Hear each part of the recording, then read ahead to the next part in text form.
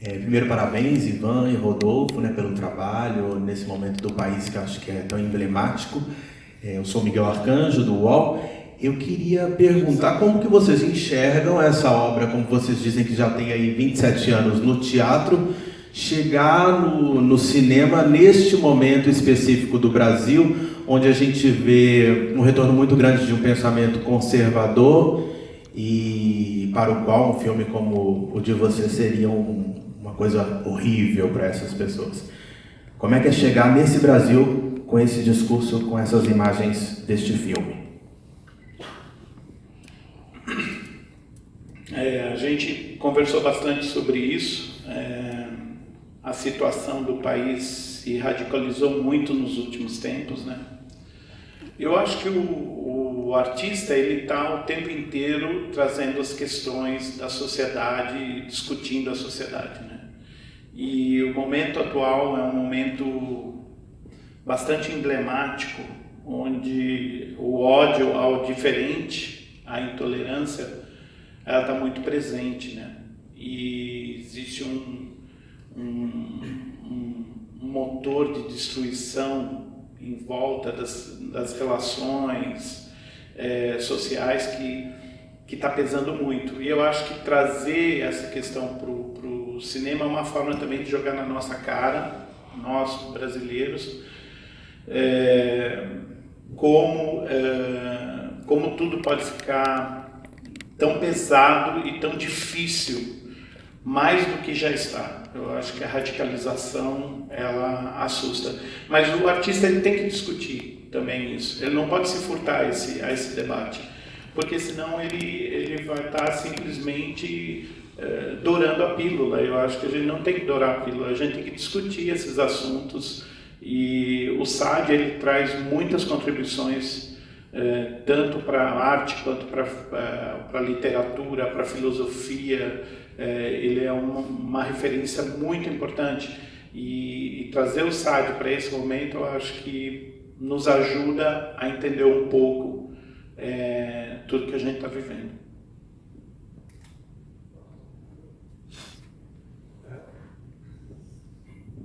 O que eu acho incrível é o seguinte, né? Esse filme, vocês começaram a filmar há uns 2 anos, mais ou menos, né? Não havia ainda toda essa hipocrisia, toda essa barbaridade que a gente está vendo agora, né? Então o filme tem uma atualidade tão grande. Nós vamos sofrer um pouquinho com esse filme. Provavelmente vai haver reações de senhoras católicas falando mal do filme, né? De uma senhora parecida com a Madame lá. Então é incrível, o filme tem uma atualidade que eu acho que nem vocês fizeram, infelizmente, né? Nem vocês fizeram uma previsão da atualidade do filme. E parabéns, o filme é lindíssimo, as tomadas de cena, os objetos que aparecem, o elenco corajoso em fazer o filme, é muito bacana. E eu queria fazer 2 perguntas agora. A primeira é, a música do filme é belíssima, belíssima. Vocês vão gravar isso aí? Vai estar gravado? Porque é belíssimo, mas a pergunta não é essa. A pergunta é, tá lá, autoria, papapá, executada por Maestro Marcelo tal, e Ivan Cabral, você também toca? O Amalfi é um parceiro já de muitos anos. A gente tem que... ele é o autor? O maestro. Belíssimo. A gente começou a trabalhar com audiovisual na TV Cultura, acho que 10 anos atrás, e o Amalfi sempre esteve junto com a gente. Eu não consegui enxergar, o Rodolfo um pouco assim também. Nem no teatro, nem no cinema, em nenhum outro lugar, eu não consigo dissociar o teatro da música, o cinema da música, então eu sou muito musical, né? As primeiras experiências eram eu mandando um recadinho pro Amalfi em secretária eletrônica, assim, sei lá, eu ia fazendo umas brincadeiras. E dessa vez eu quis fazer essa brincadeira vocal que vocês viram. E daí isso sou eu que faço. E foi mais ou menos assim. A gente tem uma afinidade muito grande com o Amalfi, que todas as nossas incursões no audiovisual, o Amalfi estava junto, conduzindo esse trabalho. E em todas elas eu estou me metendo ali, falando, não, vamos cantar aqui. Foi gravado com orquestra isso, né? O Amalfi é um maestro. Sim. E ele executa todos esses instrumentos que você vê. Ele é um cara muito, muito especial. Eu sou muito especial e eu acho que eu também sou muito sortudo, porque a verdade é que essa afinidade apareceu, como ele colocou, desde o nosso primeiro trabalho. E eu acho que é importante a gente colocar que a trilha ela tem uma parte que é a direção, que é muito importante para a execução, para a própria elaboração da trilha. Tem uma parte muito grande que pouco se fala, né? Se fala a trilha sonora do Maestro Amalfi, mas no fundo ela é da direção que está ali sempre muito próxima. E isso que ele falou não é brincadeira, é verdade. 2 horas da manhã tem lá a mensagem: oi Amalfi, aqui é o Ivan, olha, eu pensei numa coisa assim. Aí ele cantarolava as coisas, né? E eu acho que nós temos uma relação muito frutífera, né? Essa trilha, ela foi... a gente já tinha essa ideia de sempre, digamos assim, escalando, né? Subindo o degrau. Eu acho que nessa aqui nós subimos mais um degrau, para a próxima já estamos pensando em mais coisas. E é sempre muito, muito bacana. Eu me sinto realmente honrado de poder colaborar aí com eles. A segunda pergunta é: onde que vocês filmaram a orgia? No Estação Sátiros. No Estação. Segunda Folha de São Paulo, a maior orgia do cinema brasileiro. E aqueles bonecos? Eram os bonecos de cimento? Aqui, o filme todo foi rodado num galpão de uma empresa em Santo André. Santo André? A gente pegou esse galpão e ele foi feito todo lá, exceto a orgia que a gente gravou no site da estação. E foi curioso, porque a gente colocou no Facebook que... fizemos a locação do roteiro. A gente teve também, por exemplo, aquela do pai da menina, tudo foi gravado num motel no interior de São Paulo, que tinha um quarto de luxo que reproduzia um ambiente meio romano. Quer dizer, a gente foi fazendo uma pesquisa de produção, né? Assim, mas a base foi lá. A alcova era lá naquele galpão de fábrica. Mas o curioso da cena da orgia é que a gente publicou no Facebook que a gente ia fazer a cena tal dia, tal hora, e as pessoas foram aparecendo. 90% das pessoas que participam a gente não sabe quem é. Foram voluntários e vieram. E muitas pessoas que estavam passando na frente souberam da cena e entraram. Isso é o curioso da história. Eu acho que os atores podiam falar um pouquinho também, né? Deixa eu só fazer a pergunta.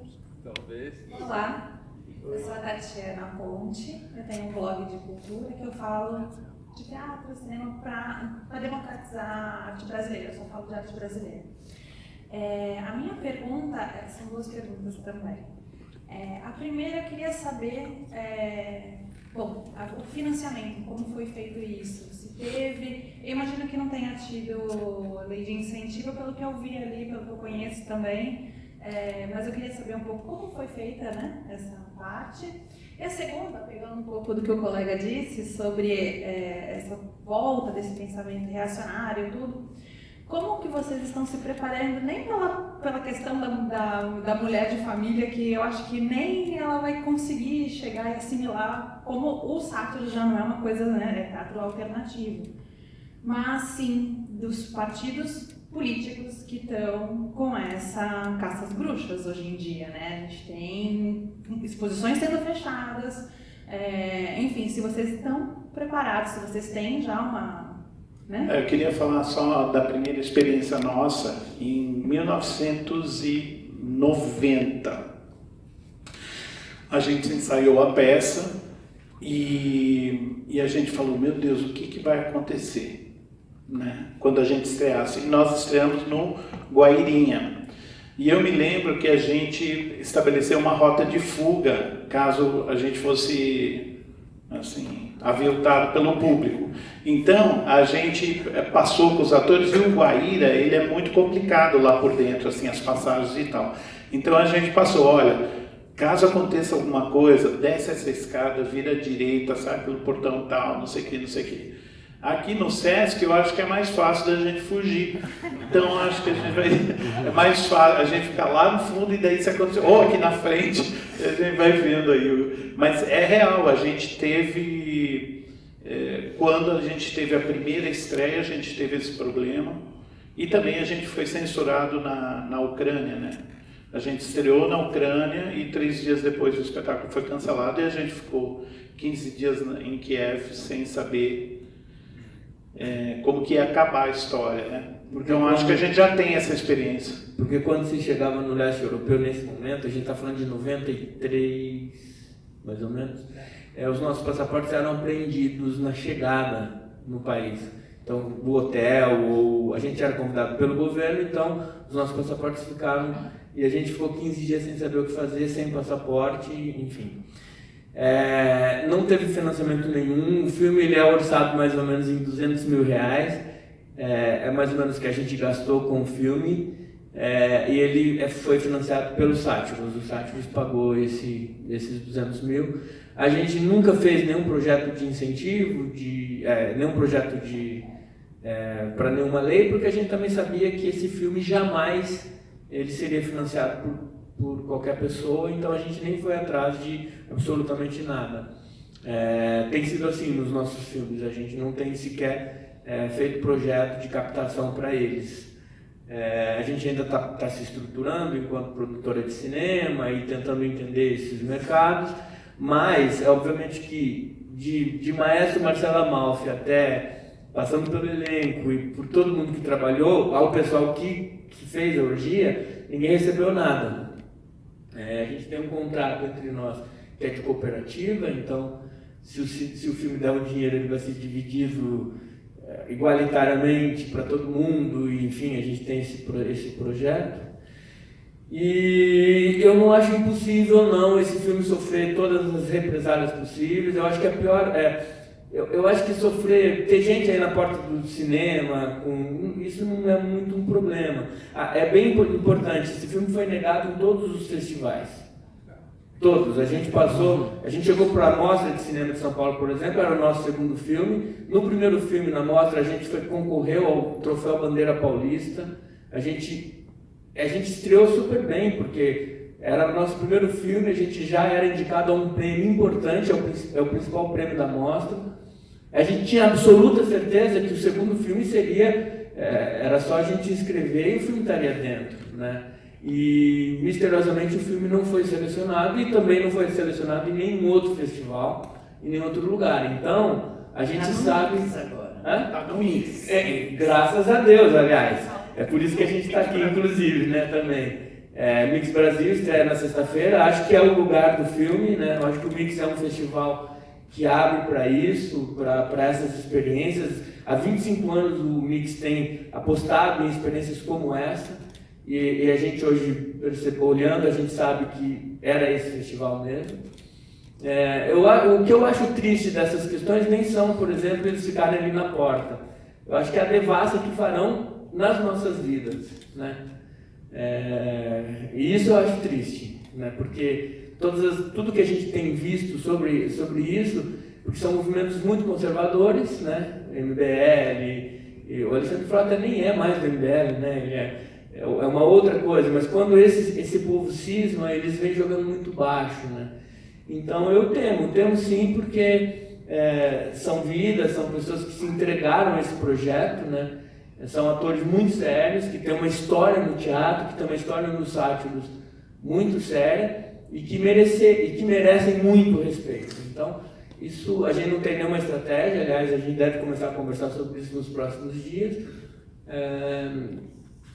Mas também esse filme ele é um jogo, a gente joga muito claro, ele é proibido para menores de 18 anos, ele está no Mix Brasil, que é um festival muito específico, não tem Lei Rouanet, não tem SPCine, não tem... então talvez isso nos proteja. É um argumento tipo de dinheiro público, Exatamente, exatamente. Então eu acho que isso nos garante e nos garantirá muitas coisas. Não tem dinheiro público, não tem... Então talvez não haja nada por isso. Não é o dinheiro deles que está aí, entendeu? Oi. Rapidinho, eu sou o Rafael, sou do São Paulo da Garoa, também faço divulgação cultural via blog, redes sociais. Eu queria que o elenco relatasse um pouco como foi a experiência, né? Você tem experiência de teatro, se teve uma diferença um pouco da linguagem do cinema e do teatro. Queria que vocês relatassem um pouco mais sobre isso. Obrigado. Então, nós tivemos um treinamento um pouco intensivo com o Ivan e com a Luísa Gottschalk, porque a linguagem é diferente, querendo ou não, tanto na pronúncia do texto, o Ivan nos ensinou a falar em dó, porque o teatro é outra coisa, né? Tudo é muito mais expansivo, tudo é gigantesco. Não que nesse filme não tenha sido gigantesco algumas coisas também, mas não é paus gigantescos. Mas a gente teve um baita apoio assim mesmo. Antes do filme, acho que ficamos, sei lá, um mês antes, quase 2 meses, repassando todos os textos, ensaiamos, enfim, fizemos alguns trabalhos com câmera também, na própria Estação Sátiros. Eles nos prepararam bem, assim, bem mesmo, a gente foi bem acolhido. E você já tinha feito algum outro trabalho de cinema ou não? Já, mas não com essa linguagem, liberdade, com essa proporção maior, assim, não tão grande quanto isso. Eu acho que o que facilita bastante, na verdade, no meu caso, eu acredito que para o resto do elenco, talvez seja a gente já estar junto há muito tempo. Eu, por exemplo, faço parte do Sátiro já há 15 anos, tenho total confiança nesses dois aí, são minha família. No elenco também, eu acho que isso facilita bastante. Existiu essa preparação que foi bem legal. Inclusive, por exemplo, a gente não abandona o teatro completamente no cinema, quando a gente está... Acho que tem também uma metalinguagem de tudo, né? Não Sim, só do cinema, mas o teatro dentro do cinema. Né? Pois é, porque a maquiagem eu acho que já traz isso, que é algo mais teatral, até a própria linguagem mesmo, a gente falando texto, parte um pouco pro teatral, a gente optou em não ser algo completamente cinematográfico, mas trazer também a nossa história para dentro da tela. E para mim foi muito tranquilo, assim, foi um prazer, literalmente, fazer isso. Libertino. Só uma lembrança rápida. Acho que eu não preciso do microfone, posso falar alto. Só para lembrar a Fedra, que morreu dentro da produção, dentro da filmagem ou depois do filme? A Fedra, que faz o criado, né? A gente filmou em setembro, outubro de 2015, né? As filmagens. Em janeiro, ela ficou doente. Então, 3 meses, 4 meses depois, e daí ela faleceu, mas as gravações já tinham acabado. E a gente teve que dublar todas as vozes, né, por causa da qualidade do som, mas no caso dela a gente recuperou o som original que a gente tinha captado. E o filme, boa lembrança, porque é uma homenagem à Fedra também. Depoimento, homenagem a ela. Deixa eu só, antes da Bel falar, esse elenco vinha fazendo a peça já há bastante tempo. Então eles estavam em cartaz com o espetáculo quando a gente fez as filmagens. Desculpa. Vou me responder. Perdão. Não, eu acho que o mais legal desse filme, você falou que é o teatro dentro do cinema, é o cinema no teatro, e que eu acho que o mais legal nisso tudo, eu enxergo como se fosse uma linguagem nova de qualquer outra coisa, sabe? Não só o teatro sendo filmado, ou não, para mim é algo totalmente novo do que do que a gente já viu, pelo menos aqui no Brasil, ou do que eu conheço, sabe? Então, acho que isso também facilitou pra gente, porque a gente conseguiu brincar e se sentir livre e disponível para fazer o que a gente quisesse. E o Rodolfo e o Ivan, eles dão muita liberdade, né? Pra gente criar junto e se jogar. E por isso que eu acho que não foi um grande problema se adaptar do teatro para o cinema. Se fosse uma produção cinematográfica mais tradicional, são pessoas que não se conhecem, né, que vão dividir uma intimidade, por exemplo, num projeto como esse, que é muito difícil de ser construída, né? E nesse caso, por exemplo, os atores se conheciam muito bem, há muito tempo eles estão trabalhando juntos, então eu acho que parte do resultado do filme também é devido a essa confiança mútua que deu uma liberdade muito grande, que é muito difícil de você ver numa produção cinematográfica convencional, né? E isso também reflete, no caso específico da trilha sonora, porque eu também leio o texto antes, eu procuro ir no dia da filmagem, e na hora que eu estou compondo, boa parte do que vocês viram foi feito de prima. Ou seja, na minha casa eu projeto em uma parede e coloco o equipamento na frente e vou gravando ali, vou tocando ali. Então, eu na verdade, não é bem o lugar do compositor de cinema. Eu procuro jogar com a cena como eu jogo no teatro, né? É um jogo teatral, mas é um jogo teatral que não está no lugar que ele normalmente está, mas também não está fora dele. Percebe? E isso também com a voz do Ivan, né? O processo de gravação da voz do Ivan, as interferências, né, que o Ivan fez, foram assim também. Nós colocamos a imagem e ele foi contracenando com aquilo. Então isso dá uma verdade muito grande para a cena, dá verdade muito grande para o que a gente escuta, né? Só para colocar aqui essa ideia do teatral, cinematográfico, ela também está no processo da trilha.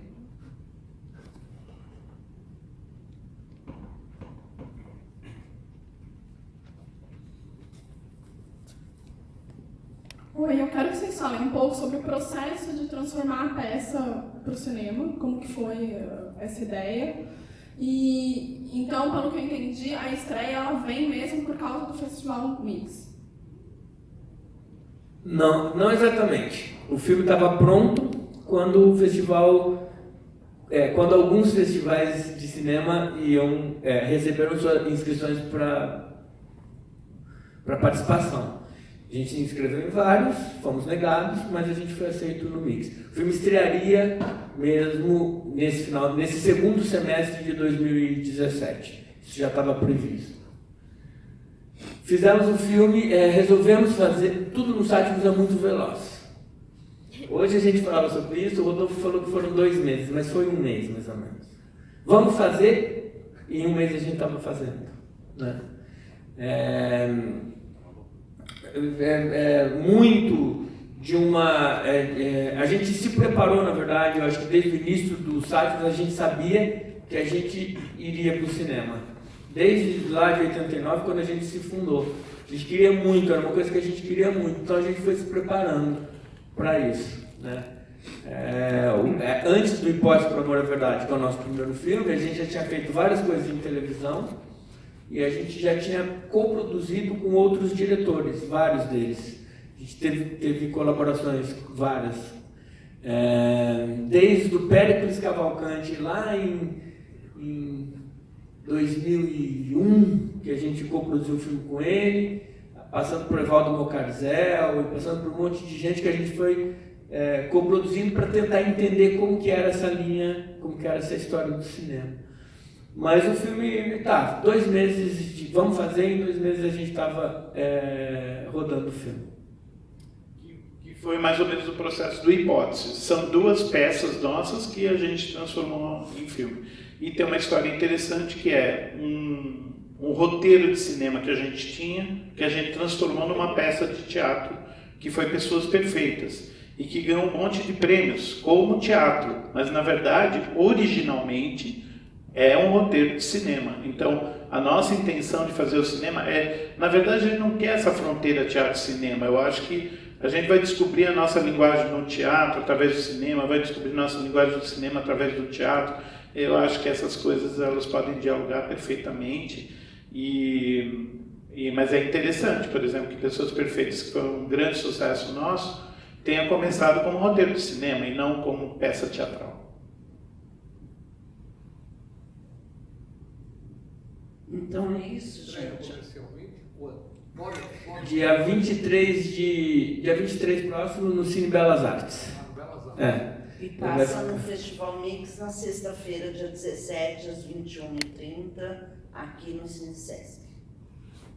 E a estreia comercial dia 23. É isso? Obrigado. Obrigada a todos. Obrigado. Bom dia.